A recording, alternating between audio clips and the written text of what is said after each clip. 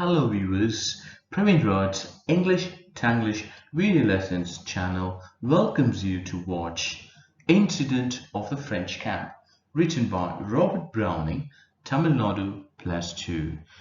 புது viewers மற்றும் first time viewers subscribe பண்ணாதவங்க please encourage us by subscribing.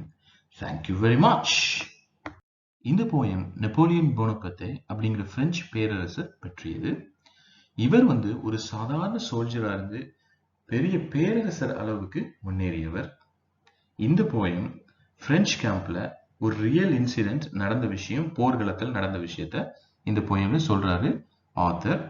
இந்த போர் யாருக்கும் உள்ள போர்னா பிரான்ஸ்க்கும் ஆஸ்திரியாவுக்கும். பிரான்ஸை முன் நடத்தியவர் நெப்போலியன். நெப்போலியன் ஒரு பெரிய ஒரு குன்று மேல இருந்துகிட்டு இந்த சண்டையை பார்த்துட்டு இருக்கார். அந்த காட்சியில இருந்து அந்த போயம் தொடங்குது. நெப்போலியன் பத்தி தெரியாதவங்க கண்டிப்பா அவரை பத்தி படிச்சு பாருங்க. ஆனா இதுல என்னன்னா, நெப்போலியன் ஒரு பிரெஞ்சு பேரரசர். இப்போ பிரெஞ்சுல உள்ளவங்க, பிரான்ஸ்ல உள்ளவங்க நெப்போலியனை ஒரு கடவுள் ரேஞ்சுக்கு வச்சிருப்பாங்க. ஆனா அதே சமயத்துல ஆங்கிலேயர்கள் அவரை மதிக்க மாட்டாங்க. அவரை ஒரு எதிரியா தான் பார்த்தாங்க. ஏன்னா பிரான்ஸுக்கும் இங்கிலீஷுக்கும் என்னைக்கும் பிரச்சனை இருக்கும், அதாவது இந்தியா பாகிஸ்தான் மாதிரி. ஸோ ஒவ்வொருத்தரும் ஒவ்வொரு விதமா சொல்லுவாங்க நெப்போலியன் பொறுத்தவரையில. நம்மளை பொறுத்தவரையில ஒரு இந்தியன் பாயிண்டா எடுத்துக்கிட்டோம்னா, நமக்கு ஆங்கிலேயனும் சரி பிரெஞ்சும் சரி அவங்க அவங்களோட விஷயத்தை தான் பார்ப்பாங்க. இப்ப நம்ம எடுத்துக்கிட்டோம்னா அவங்களோட பிளஸ் பாயிண்ட்ஸ் மட்டும் தான் நம்ம பார்க்கணும். ஸோ இந்த போயம் எழுதியவர் ராபர்ட் ப்ரௌனிங். இவர் ஒரு ஆங்கிலேய கவிஞர். அதனால அவரோட பாயிண்ட் ஆஃப் வியூல இந்த போயத்தை எழுதியிருப்பாருங்கிறத கொஞ்சம் மனசுல வச்சுட்டு தான் நம்ம வாசிக்கணும். The poem describes an act of chivalry, gallantry, patriotism, sacrifice on the part of a young French soldier. You know, we French stormed Ratisbonne. A mile or so away, on a little mound, Napoleon stood on a storming day, with her neck out thrust. You fancy how, legs wide, arms locked behind, as if to balance the prone grove, oppressive with its mind. Tamil meaning, இந்த poem ஒரு சிவல்ரினா பெண்கள் முன்னாடி வீரத்தை, உண்மைத்தன்மை எல்லாமே ஒரு பெண்கள் முன்னாடி காமிக்கிறது பேரு சிவல்ரி. அது ஒரு உயர்ந்த கேரக்டர்னு சொல்லுவாங்க அந்த காலத்து மனிதர்கள். இப்பவுமே எல்லாரும் அப்படித்தான். கேலண்ட்ரினா ரொம்ப வீரம் உள்ளவர், பேட்ரியாட்டிசம்னா நாட்டுப்பற்று, சாக்ரிஃபைஸ்னா விட்டு கொடுக்கும் தன்மை. இவை அனைத்தும் கொண்ட ஒரு பிரெஞ்சு சோல்ஜர் பற்றிய இது ஒரு போயம். உங்களுக்கு தெரியுமா, நாங்க பிரெஞ்சு ரெட்டிஸ்போன்ங்கிற இடத்த சண்டை போட்டோம். 1 மைல் தூரத்துல நெப்போலியன் எங்க பேரரசர் ஒரு சின்ன குன்று மேல நின்றுட்டு பார்வையிடுறாங்க நாங்க சண்டை போட்டதை. அது ஒரு ரொம்ப காத்தெல்லாம் அடிச்சுக்கிட்டு ரொம்ப வேகமா காத்து அடிச்சுக்கிட்டு இருந்துச்சு அந்த நாள்ல. அவர் எப்படி என்ன போஸ்ட்ல இருக்காருன்னா, நீங்க மனசுல கொண்டு வாங்க. அவர் கழுத்தெல்லாம் முன்ன நீட்டிக்கிட்டு எப்படி இருப்பாரு நீங்க நினைச்சு பாருங்க. ஃபேன்சி, கழுத்தை முன்ன நீட்டிக்கிட்டு அவுட் த்ரஸ்ட், அப்புறம் காலை கொஞ்சம் விரிச்சு வச்சுக்கிட்டு, கைகள் ரெண்டையும் பின்னாடி கை ரெண்டையும் கட்டிக்கிட்டு, இப்போ முன்ன பேலன்ஸ் பண்றதுக்கு என்ன பண்றாருன்னா, அவரோட புருவம் மேல குன்று இருக்கு, அதனால மேல இருந்து கீழே பாக்குறாரு. அந்த குன்றை முன்னாடி முன்னாடி எப்படி கூர்ந்து கவனிக்காரு.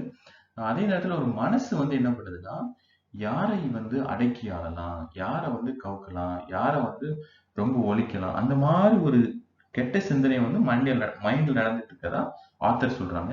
இங்க அப்ரெசிங்கிற நெகட்டிவ் மீனிங் அப்படின்னா கூட, இது எழுதியவர் ஒரு இங்கிலீஷ்காரரு. அதனால அவர் என்ன சொல்றாருன்னா, நெப்போலியன் மனசு சரியில்லை, எப்ப பார்த்தாலும் போரை பத்தி நினைக்கிறதும், இப்போ இந்த போர்க்களங்களை ஜெயிக்கிறத பத்தி நினைக்கிறதும், மக்களை அடக்கியாள நினைக்கிறதும், ஒரு சர்வாதிகாரத்தனம் இருக்கிறதும், அதை நோக்கிதான் அப்ரெஸ் எழுதியிருக்காங்க.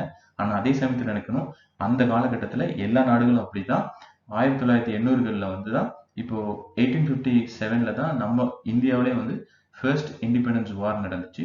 ஸோ 1980கள் 1750s அந்த டைம்ல இந்தியாவையும் அடக்கியாள நினைச்சது இங்கிலீஷ்காரங்க. அதுல வெற்றியும் பெற்றாங்க. ஸோ அதே மாதிரி ஜெர்மனி, எல்லா நாடுகளும் என்ன முடிஞ்சா அடுத்த நாடுகளை கவுக்கணும், அடக்கி ஆளணும் தான் நினைச்சாங்க. ஸோ அப்படிதான் நீங்க பார்க்கணுமே தவிர நெப்போலியன் மட்டுமே ஒரு கெட்டவர்னு அந்த சமயத்தில் நீங்க நினைக்க கூடாது. English summary. The French attacked Ratisbonne violently. Napoleon was standing on a small hill. The weather was stormy. Napoleon was seated on a horse, watching with interest. His legs were wide and his arms were kept in a lock position. His eyes are looking down and he wants to dominate everyone. Book reading, second paragraph and third paragraph. Just as perhaps he mused, my plans that soar to earth may fall. Let once my army leader lance waver at yonder wall. Out twist the batteries, smokes there flew, a rider bound on bound, full galloping, nor bridle drew until he reached the mound. Then off there flung in a smiling joy, and held himself erect. By just his horseman, a boy, you hardly could suspect, so tight he kept his lips compressed, scarce of any blood came through. You looked twice ere you saw his breast was all but shot in two. Napoleon வந்து கொஞ்சம் சந்தோஷமா எப்படி நாம இந்த உலகத்தை பிடிச்சிடணும் அப்படின்னு நினைக்கிறாப்புல. யாரோட உதவியாலன்னா lance அவரோட ஆர்மி லீடர் பேர் லான்ஸ் அவரோட உதவியாலையும். இப்போ இந்த போர்க்களத்துல வந்து மிடில் நீங்க புழுதியெல்லாம் கிளப்பிக்கிட்டு ஒரு குதிரை வருது, வேகமா வருது, இவரோட குன்று வரைக்கும் வருது, வந்து நிக்குது. அதுல வந்து ஒரு நல்ல சிரிப்பா ஒரு ஃபிகர் இருக்கு, சிரிச்சுக்கிட்டு நல்ல நேரே உட்கார்ந்துக்கிட்டு. நீங்க வந்து அந்த ஃபிகரை பார்த்த உடனே எதுவும் தப்புலாம் சொல்லிட முடியாது. ஒரு பையன் தான் அது. அந்த பையனோட லிப்ஸ்ல இருந்தெல்லாம் ஒரு பிளட் வெளியே வரல. இதெல்லாம் பெர்ஃபெக்டா வாயை வந்து மூடிட்டு தான் வர்றாப்புல. நீ ஒரு தடவை பார்த்தன்னா நீ கண்டுபிடிச்சிடலாம் அவரோட மார்பு பகுதியில வந்துட்டு சில 2 கன் ஷாட்ஸோட ஆதாரம் இருந்த மாதிரி இருக்கு. யாரோ மார்பன்ல 2 கன் ஷாட்ஸ் நடந்திருக்கலாம் அப்படின்னு தெரிய வரும். English summary. He is thinking of his plans to capture the whole world, waiting for his commander Lance to win it for him. In the middle of the battlefield, there is a fast rider. On the horse was a boy, very erect and smiling. His lips were tight, and he hid the blood coming out. If you notice carefully, you can see he was shot in his breast twice. Well, cried he, Emperor, by God's grace, we've got you Ratisbonne, the marshal's in the marketplace. You will be there anon to see your flagbird flap his wings, where I, to heart's desire, perched him. The chief's eye flashed, his plans soared up again like fire. The chief's eye flashed, but presently softened itself as sheets, a film, the mother eagle's eye, when a bruised eaglet breathes. You're wounded? Nay, his soldier's pride touched to the quick, he said, I'm killed, sire, and his chief beside. Smiling, the boy fell dead. இந்த போயிம்ல இது ஒரு முக்கியமான பகுதி. நம்ம வீரன் வந்து குண்டடிப்பட்டிருந்தா கூட வெளியே தெரியாத மாதிரி இருக்காப்புல. 2 குண்டடிப்பட்டிருக்காப்புல மார்பகத்துல. ஆனாலும் வெளியே தெரியாத மாதிரியே இருக்கு. அவரு வந்து எம்பரர் முன்னாடி போய் நிக்கிறாப்புல, பேரரசன் முன்னாடி போய், நெப்போலியன் முன்னாடி போய் அவர்கிட்ட சொல்றாப்புல. நெப்போலியன் கேட்கிறாப்புல முதல்ல என்னாச்சு அப்படின்ட்டு. அதுக்கு அவர் சொல்றாப்புல, நாம வந்து ராட்டிஸ்பானை வந்து பிடிச்சாச்சு. நம்மளோட தலைவர் லேன் வந்து மார்ஷல் வந்து மார்க்கெட் பிளேஸ்ல இருக்காப்புல. நீங்களும் அங்க சீக்கிரம் போயிடலாம். நம்மளோட கொடியை வந்து அங்க வெற்றி கொடியை நம்ம நாட்டியாச்சு. நம்மளோட வெற்றி கொடி ஃபிளாக் பேர்டுனா இதுல என்னன்னா, ஃபிளாக்னா கொடி, பேர்டுனா அந்த கொடியில வந்து ஒரு பேர்டு இருக்கு, ஒரு ஈகிள் இருக்கு, கழுகு. இப்போ காத்தடிக்கிறதுல அந்த கொடி ஆடுது இல்லையா, அதை வந்து பறவையோட விங்ஸ் வந்து ஆடுறாப்புல, மூவ் பண்றாப்புல, ஃபிளாப்பிங் பண்றாப்புல சொல்றாப்புல ரைட்டர். சந்தோஷமா நான் தான் அந்த ஃப்ளாகை வந்து நெட்டேன், இந்த கொடியை நெட்டேன், நிறுத்தி வச்சேன் அப்படின்னோடனே நம்ம சீஃபுக்கு, அதாவது நெப்போலியனுக்கு வந்து கண்கள் வந்து ரொம்ப ஆர்வமாயிடுச்சு. வா சூப்பர், நம்ம இனிமே அடுத்த போர்க்களத்துக்கு ரெடி ஆயிட வேண்டியதா அப்படின்னு ரொம்ப ஒரு வெறியெல்லாம் தெரிய ஆரம்பிச்சிருச்சு. ஆனா உடனே அப்படி கூர்ந்து கவனிச்சு அவர் பார்க்காரு, நம்ம முன்னாடி இருக்க வீரன் வந்து ரொம்ப மோசமான நிலைமையில இருக்கான்.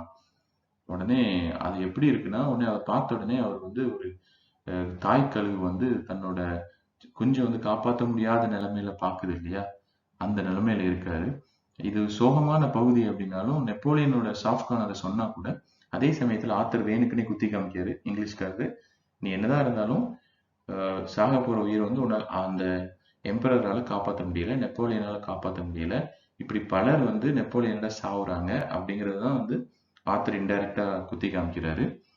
உடனே நெப்போலியன் கேட்கிறாரு, ஏய் உனக்கு வந்து நிறைய காயம்பட்டிருக்கும் போலயே அப்படின்னு. சோல்ஜர்ஸ்ல இதெல்லாம் ஒன்றும் இல்லையா அப்படின்னு சொல்லிட்டு, ஒன்றும் இல்லை, இதெல்லாம் ஒண்ணுமே இல்லை, நான் வந்து சாவ போறேன் அப்படின்ட்டு இறந்துடுறாப்புல சிரிச்சுக்கிட்டே. அதுதான் சோகமா முடியுது இந்த poem. The boy says they have won Ratisbon and you can go there soon. The marshal is in the marketplace where you can see the bird on the flag will flap its wings. We successfully completed what my heart liked, that is, to install the flag in the enemy's place. Even at this time, Chief Napoleon was making a fiery plan about another war, another battle, and suddenly he softened, looking at the boy, changes his look like a mother's eagle, and asked him, "Are you wounded?" Understanding he can't save his soldier, the author compares it to a mother eagle watching with sadness but can't do anything to save its small eagle. But the soldier proudly answers, "I'm killed, sir," and with a smile he dies. இந்த போயம்ல இருந்து TNPSC questions பார்க்கணும் அப்படின்னா, இந்த battle field, இந்த போர்க்களத்தின் பெயர் என்ன, battle of ராட்டிஸ்பர்ன், இதை எழுதியது வந்து ராபர்ட் ப்ரௌனிங், இப்போ யார் வந்து சண்டை போட்டா, ஆஸ்திரியாவும் பிரான்ஸும், நெப்போலியன் வந்து எந்த நாட்டை சேர்ந்தவர், பிரான்ஸு, எந்த வருஷத்துல வந்து இந்த போர் நடந்துச்சு, 1809. Robert Browning was an English poet and playwright whose mastery of dramatic monologue and made him one of the foremost Victorian poets. He was born in Camberwell, a suburb of London, on May 12, 1812. He was educated mainly at home, but he attended a short course in Greek at London University. His poems are well known for their irony, characterization, dark humor, social commentary, historical settings, and challenging vocabulary and syntax. He developed a unique form of conversational and rhythmic verse. The collection of dramatic questionnaire and their book-length epic poem, The Ring and the Book, made him a leading British poet. By 1881, in recognition of his outstanding contribution to literature, a literary society called Browning Society was established. Thank you all for watching the video. Meet you in the next video. Remember, Caesar, play. Take care and bye.